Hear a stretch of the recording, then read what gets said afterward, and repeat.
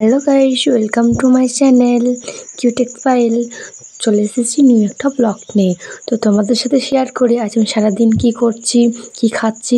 সেই জন্য আমি চলে এসেছি সকাল সকাল ব্লগ নিয়ে। তো গুড মর্নিং, আগে কি তোমাদেরকে বলতে ভুলে গেছি, তো আমি বলে দিলাম গুড মর্নিং।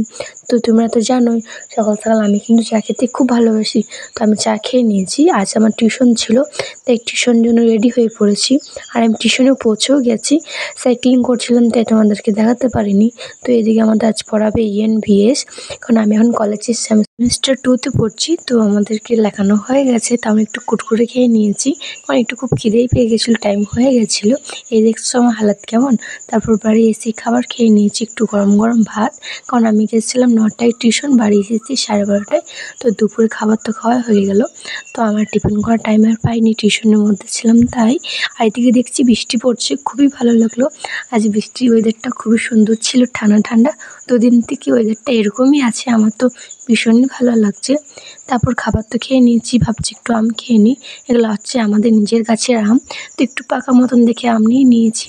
পাকা আম খেতে তো ভালোই লাগবে, তো আমি একটু পাকা আম আস্তে আস্তে খাচ্ছি। এদিকে দেখছি বুনি এসেছে, তো আমার ছোটো কাকির মেয়েটা, ও বলছে দিদি আমাকে একটু সাজিয়ে দে। তো ওকে একটু সাজিয়ে দিলাম। বিকেল হয়ে গেল ওই করতে। তারপর ভাবলাম কিছু একটা খাওয়া যাক, তো আমরা প্ল্যান করলাম ফুচকা খাবো।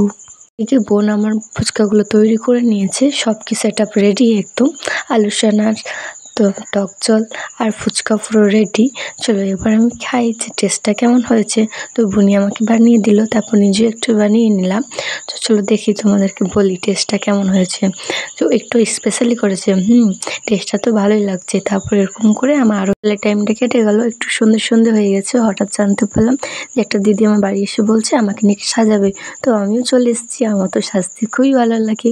তো আমিও রেডি হয়েছি, যে বসেছি ওর জন্য যে ও আমাকে সাজাবে। তো এদিকে আস্তে আস্তে ওর মেকআপ চলছে। এটা হলো দিদি, এই দিদির নাম অনামিকা, মেট্রোলের বাড়ি, ও মেকআপ আর্টিস্ট। তো ও আমাকে মেকআপের জন্য ডেকেছে। তো এই শাড়িটা আমি পরবো আজ, আর এই ব্লাউজটা আমি পরবো। এটা আমার বুনি সব ভিডিওগুলো বানিয়ে নিচ্ছে, কারণ আমি তো এখন মেকআপ করতে বসে আছি। তো বুনি আমাদেরকে একটু একটু করে ভিডিওগুলো করে নিচ্ছে। ওকে বলেছি ছোটো ছোটো ক্লিপগুলো একটু নিয়ে নিবি। আর একটা ফুল রেডি হয়নি এখনও, বাকি আছে কিছু কিছু। ও এখন আমার চুলটা নিয়ে পড়ে আছে, এখনও পর্যন্ত আমার চুলটা নিয়েও পড়ে আছে। আমার চুলটা অনেক লং, তো একটু প্রবলেম হচ্ছে। ও শুধু বলছে তোর চুলটা একটু বেশি প্রবলেম করছে, একটু বেশি প্রবলেম করছে। তো যাই হোক, কেটে ফেলাতে যাবে না, তো ও ওটাতেই কাজ চালাচ্ছে। আমার চুলটা ও ঠিক করে নিচ্ছে। তারপর সব তো রেডি আছে, একটু লিপস্টিক পরতে আর একটু বাকি আছে, সেগুলো সব করেই নেব।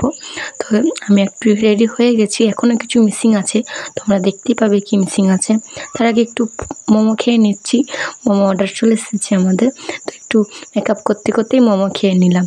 তো তোমরা এই দেখো, আরও একটু বাকি আছে, তাও তোমাদেরকে আমি দেখিয়ে দিচ্ছি।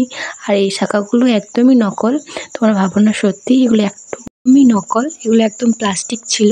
আর এদিকে বুনি আমাদেরকে খাইয়ে দিচ্ছে, দিদিকে একবার আমাকে একবার, কারণ আমরা দুজনে একটু বিজি আছি।